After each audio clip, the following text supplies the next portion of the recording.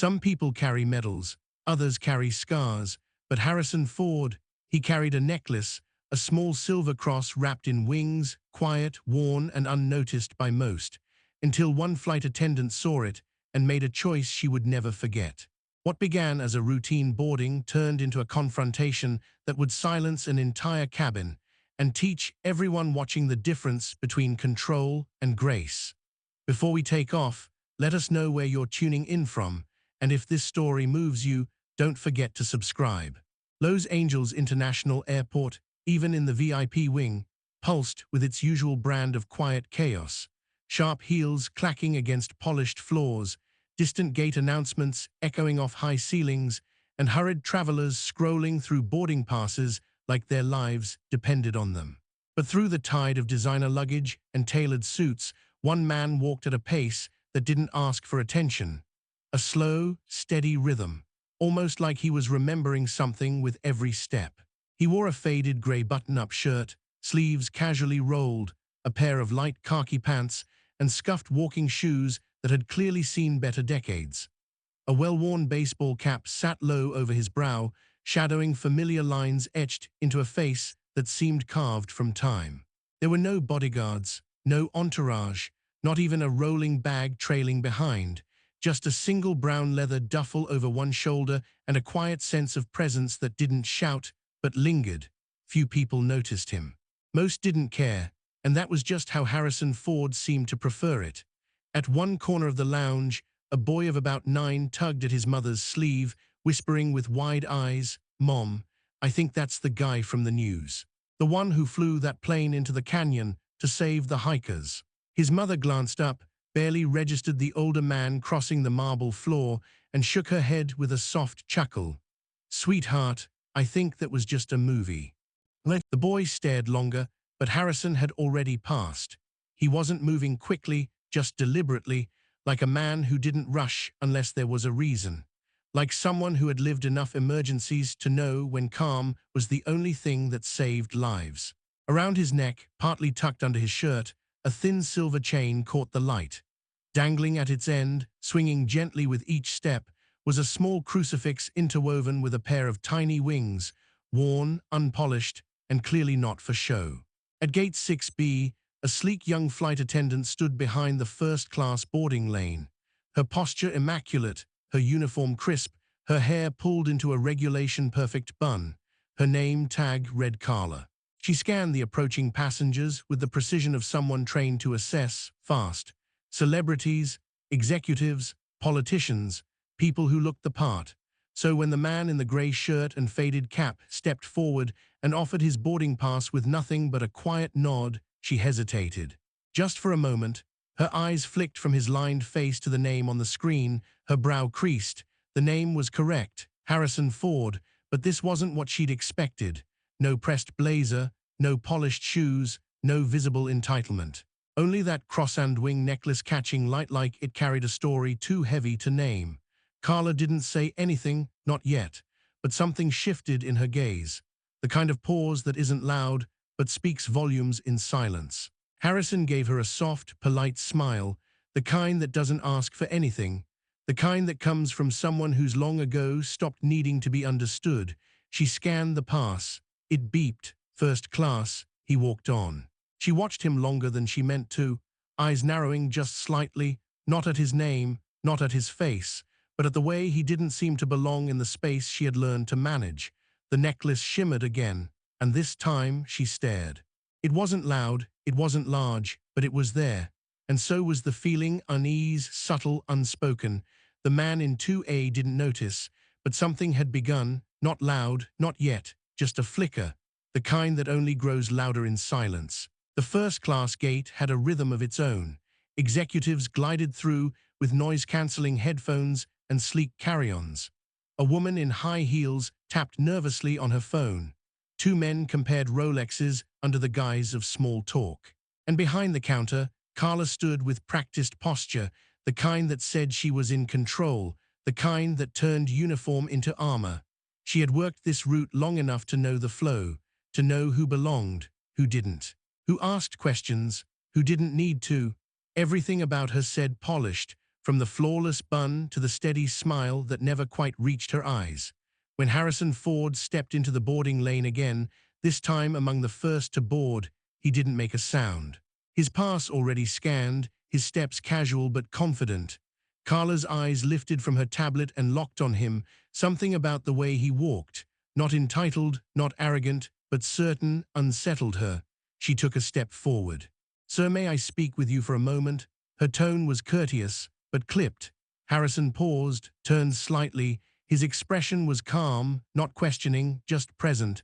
She lowered her voice half a notch. "We have a certain expectation for first class, in terms of dress code and visible symbols that might be interpreted in unintended ways." He looked down briefly, following her gaze. The small crucifix and wings that had peeked from beneath his shirt now rested fully in view. He didn't tuck it in. He didn't flinch. "I've worn this since my first rescue flight," he said simply. His voice wasn't loud, but it carried. Carla blinked, taken off script. "Sir, it's not about faith.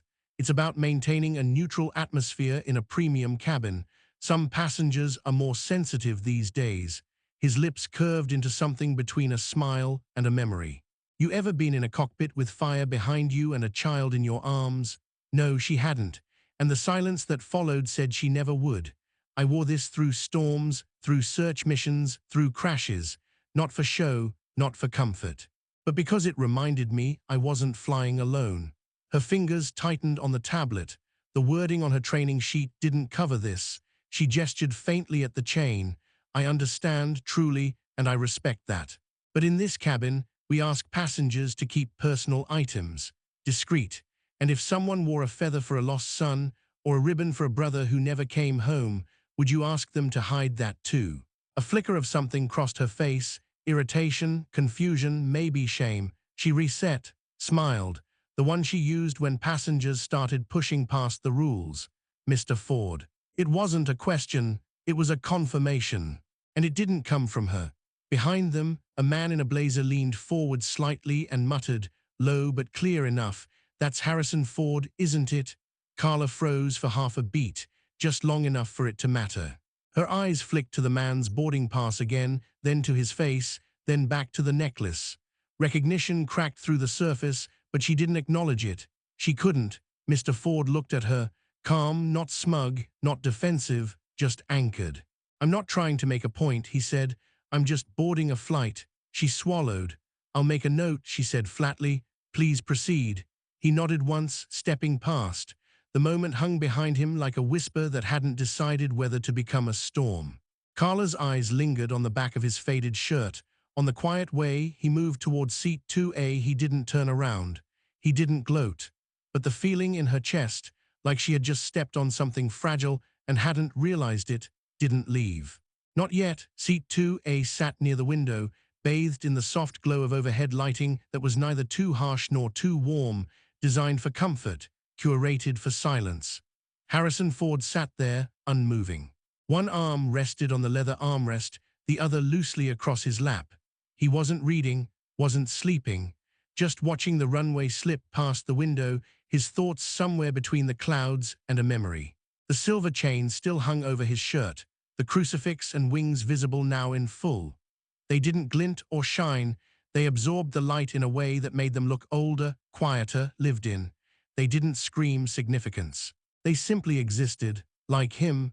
Carla stood at the front of the cabin, watching him again, her expression tight, her hands folded over the digital tablet like it was a shield. She didn't speak yet, she just watched, as if waiting for something in him to confirm what she was already trying to deny. Passengers trickled in. A businessman 2 rows back gave Harrison a glance that lasted a beat too long. A woman across the aisle subtly tucked her purse closer. No one said anything, but the tension had a shape. It drifted into the space like perfume, faint but unmistakable. Nicole, the younger flight attendant, approached Carla with a quiet urgency. "Is everything okay?" she asked. Carla didn't look away, just nodded once, then handed her the tablet. "Come with me." Together, they moved down the aisle towards seat 2A, the kind of synchronized steps that came from repetition. But Nicole's face carried a different weight, confusion, maybe hesitation. Carla leaned slightly toward Ford. "Sir, I need to speak with you again," she said in a voice too polite to be casual. Harrison turned his head slowly, the same calm, the same stillness. She glanced around, then lowered her voice. "As I mentioned before, we have guidelines in this cabin regarding visible symbols that might create discomfort." Nicole stood just behind her, eyes flicking between the necklace and Carla's profile. Ford didn't blink. "Discomfort," he echoed. "Yes," Carla replied. "Religious or ideological items, while we respect personal expression in a shared space, some guests may find such symbols divisive." Ford tilted his head slightly, like he was trying to hear more clearly, or maybe just trying to understand where this was really coming from. He looked down at the necklace, then back up at her. "I flew through a wildfire in Montana to pull 3 hikers off a ridge," he said. "The youngest was a girl, 9 years old. She was the only one who spoke. She handed me this right before she passed out in my arms." Nicole exhaled softly. "Carla said nothing. I've worn it every flight since. Not because I'm religious, not because it's political, because I owe her, because it reminds me that I don't walk off these flights just because I'm good, but because someone else didn't make it." His voice never changed. It didn't rise, but it landed. Carla's lips parted, then closed. Her posture didn't shift, but her silence did. Nicole took half a step forward. "Maybe we." Carla cut her off with a glance. She turned back to Ford. "Still, for consistency, we ask that such items be kept discreet," she said, softer now, but still clinging to procedure. A man in seat 3C, 1 row back, subtly adjusted his phone. Not obvious. Just enough to capture the aisle. A quiet red light blinked once. Ford looked at Carla and then at Nicole, who couldn't quite meet his gaze.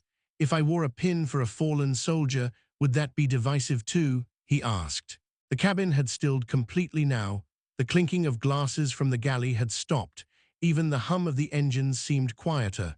Carla inhaled slowly. "Sir, please understand, this is about creating comfort for all guests." He didn't smile. Didn't frown, just nodded slightly. "Comfort doesn't come from pretending we haven't been through something," he said. "Sometimes it comes from remembering we made it." A pause. Nicole looked like she wanted to say something, but didn't. Carla took a step back. "We'll give you a moment," she said, and turned away. Behind them, a couple exchanged glances. A passenger leaned forward to whisper something. Another hand lifted a phone, low, discreet, but deliberate. No one said it out loud, but the tide had shifted, and seat 2A hadn't moved, not once. The galley at the back of first class hummed with the faint noise of coffee brewing and ice settling in trays. But between the metallic clinks and the sterile lights, something heavier stirred, tension, low and rising. Carla stood near the service panel, arms crossed tightly, lips pressed in a line that said she wasn't flustered. But she was. Nicole stood beside her, fidgeting with the edge of a napkin she hadn't meant to pick up. A third crew member, Daniel, leaned against the storage cart, watching both women carefully. "You saw it," Carla said, her voice sharp but hushed. "He's refusing to cooperate. That necklace is visible, deliberate, and provocative." Nicole looked at her. "You heard what he said." And Carla turned toward her. "What he said doesn't change the fact that it violates our appearance policy.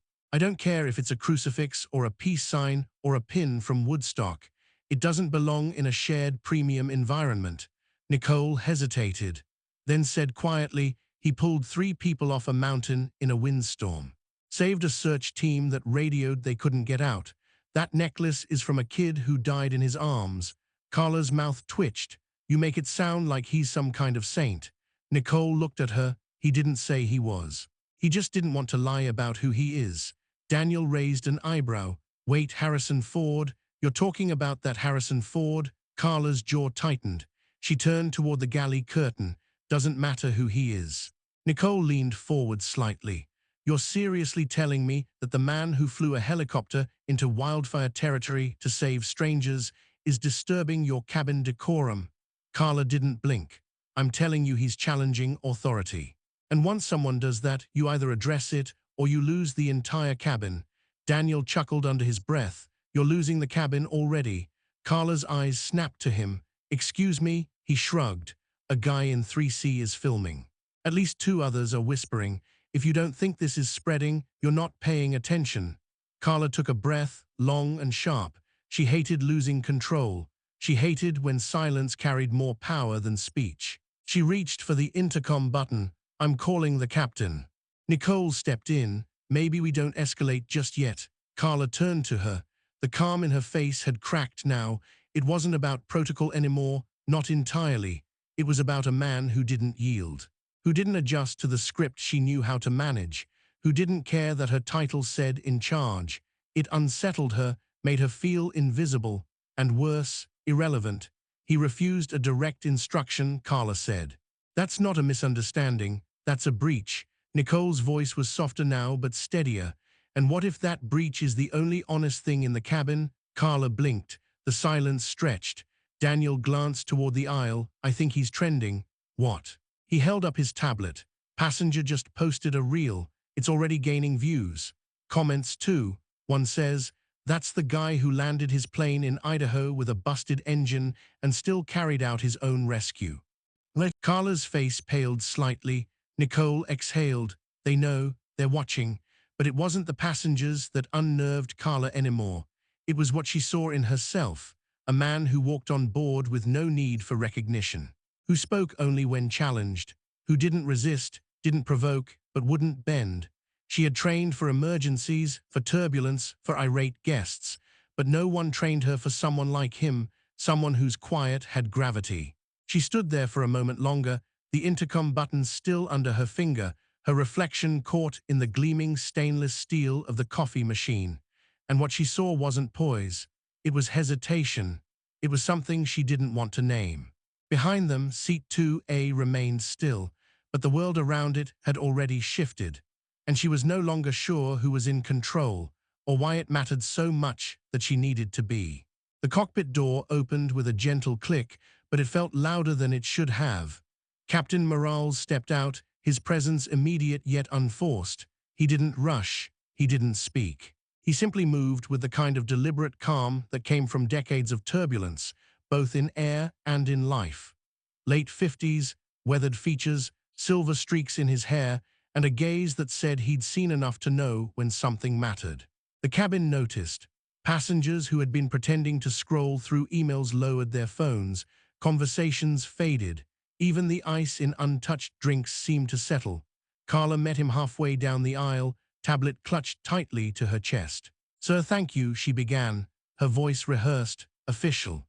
"We have a situation with a passenger in 2A. He's refused a direct request from crew to conceal a religious symbol, despite being informed of our decorum expectations in premium seating. I've attempted to address it, but he's been non-compliant." Morales listened, said nothing. Nicole stepped forward slower, her voice quieter. "He hasn't been disruptive, sir. He's been calm the entire time. He just didn't want to remove the necklace." Morales nodded once, then turned toward seat 2A. Harrison Ford was still there, still looking out the window, still wearing the same stillness that had unsettled the whole flight. Captain Morales approached, hands behind his back. "Mr. Ford, I'm Captain Morales. I understand there's been some concern regarding a cabin protocol. I'd like to hear your side of it, if you're willing." Ford turned, not abruptly, just enough to meet the moment. He didn't speak right away. When he did, his voice was low, even. "Your flight attendant asked me to hide this," he said, tapping the silver necklace gently with 2 fingers. "Said it might make others uncomfortable." I said no. Morales nodded, not interrupting. Ford continued. "This necklace belonged to a girl named Sophie, 15 years old. Her family's plane went down over snow-covered terrain in the Cascades. I was flying a private run nearby and picked up a distress signal. When I got there, the wreck was fresh. Flames, cold air so thin it hurt to breathe." He paused. "She was the only one left alive, trapped under wreckage, burned on one side. She asked me if I believed in anything. I said I didn't know anymore. She gave me this, said, 'Then wear it for me.' I tried to get her out, couldn't. She died holding my hand." The silence deepened. "I've worn it since. Not because I believe in rules or because I want people to look at me. I wear it because I remember her face every time I fly. And I want to, because surviving isn't the end. It's a reminder." He looked up at the captain. "I don't wear this to make a statement. I wear it so I never forget that walking away from fire doesn't make you brave. It just makes you lucky." Morales stood motionless. The rest of the cabin sat frozen. Carla shifted slightly, but her eyes were on the floor now. Morales finally spoke. Did he raise his voice? Carla didn't answer. Did he threaten anyone? Nicole shook her head. "No, sir." Morales turned back to Ford. "Thank you for telling me." Ford nodded once. Morales let the moment breathe, then turned to Carla. "I've flown through storms where visibility was zero, where the only thing I trusted was my gut. You know what my gut is saying now?" Carla looked up, wary. "It says we don't bring rules into the sky just to make people feel small.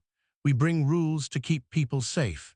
If they start making someone hide the only thing helping them stay grounded, then maybe the rules need to take a back seat."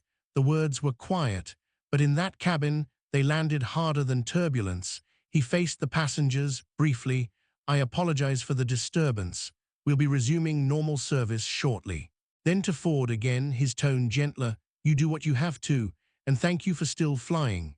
Ford said nothing, just nodded. Carla stood frozen. The man who had boarded without fanfare had just silenced an entire first-class cabin with less than a paragraph. And somehow, the necklace looked even smaller now, but heavier than ever. The bathroom light flickered once before settling into a pale, sterile blue. Carla stood alone in the cramped space, the hum of the engine barely muffled by the door. The mirror in front of her was spotless, too clean, reflecting every crease in her uniform and every crack she hadn't meant to show. She stared at herself, not fixing her hair, not adjusting her collar, just staring. Her tablet buzzed in her pocket. She pulled it out with a hand that wasn't as steady as usual. A notification lit up the screen. "Passenger confrontation, 20K views in 14 minutes." The thumbnail froze on her face mid-sentence, her hand half raised toward Harrison Ford's chest. A second buzz, another clip, this time with captions. "Flight attendant asks Harrison Ford to hide his necklace. His reply silences the cabin." Carla exhaled, slow and tight. But it wasn't the video. Not really. It was Nicole. That look. Back in the galley, after the captain had spoken and the cabin had returned to its illusion of normal, Carla had glanced at Nicole. She hadn't said a word, but her eyes had. They weren't angry, they were disappointed. And somehow that hit harder. Carla looked back at the mirror. Her own face looked unfamiliar, hard around the edges. Like a version of herself she hadn't meant to become. She closed her eyes. And in the silence, a memory surfaced. A warm living room, the smell of old wood and peppermint tea. Her grandmother, hunched but strong, wearing a worn apron and a small silver cross around her neck. She used to say, "Symbols don't hurt people, cariño. Fear does. Fear of what they mean. Fear of who's holding them." Carla had forgotten that voice, buried it under years of policy manuals, de-escalation training, and performance metrics.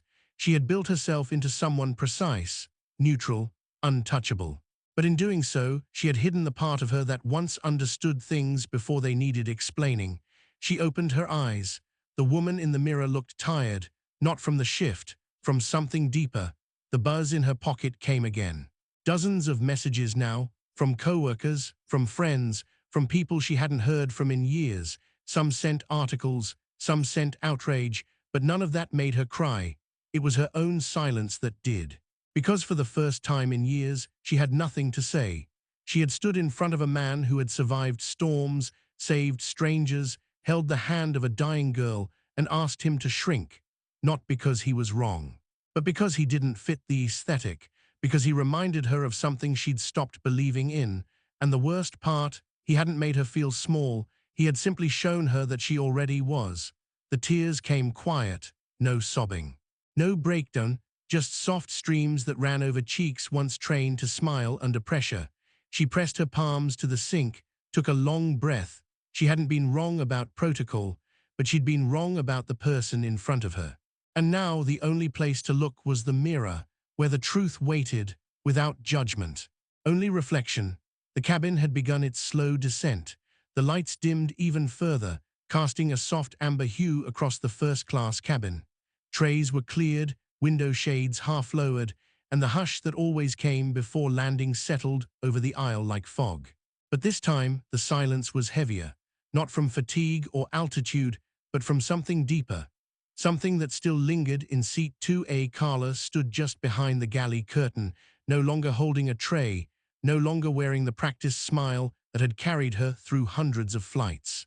Her hair was loose now, the regulation bun undone in the mirror 10 minutes ago, her cheeks bare, her eyes unhidden. She took a breath and stepped out. She didn't walk quickly. There was no urgency in her steps. But every pair of eyes followed her as she moved toward the second row. She stopped in front of Harrison Ford. He looked up, his face as still and grounded as it had been the entire flight. She didn't speak right away. Then, without a word, Carla slowly lowered herself to her knees. Gasps didn't echo through the cabin, but they were there, soft, startled inhales. A man near the window looked away. A woman gripped her seatbelt tighter. Someone stopped mid-sip of their drink. Carla's voice came out quiet, steady, but trembling underneath. "I didn't see who you were," she said, "not because I couldn't, but because I didn't want to." She looked up at him, tears now glimmering but held back. "You reminded me of something I buried under all the rules, something inconvenient, something human." Ford didn't move, just listened. "I told myself I was protecting the cabin, that I was being professional, but really, I was just protecting my own discomfort. I was policing dignity because I didn't recognize courage in quiet form." She swallowed. "And I'm sorry." Still on her knees, still exposed in a way she hadn't been since the day she put on the uniform. Ford didn't say anything. He just reached out a hand. No dramatics, no speeches, just presence. She took it. And he helped her rise, steady and gentle. They stood there for a moment longer, the cabin suspended in that breath between humiliation and grace. No one applauded, no one dared, because it wasn't a performance, it was a reckoning. Carla turned slightly, nodding to the passengers who had seen more of her today than anyone was supposed to. Then she returned to the galley, slower, but lighter. When the plane landed, Harrison Ford exited without a word. He carried no bags, just the same duffel, the same faded cap, and the same necklace around his neck, except he didn't. On Carla's final walk through the cabin, preparing to disembark, she noticed something on her seat in the galley. Small. Silver resting quietly on a folded napkin, the crucifix with wings, a note beside it written in clean block letters, "Not because you must, but because you can." 2 days later, in the soft morning light of her modest apartment, Carla sat in front of her phone. No uniform, no makeup, just her and the necklace around her neck. She pressed record. "I used to think doing the right thing meant not doing the wrong one," she said.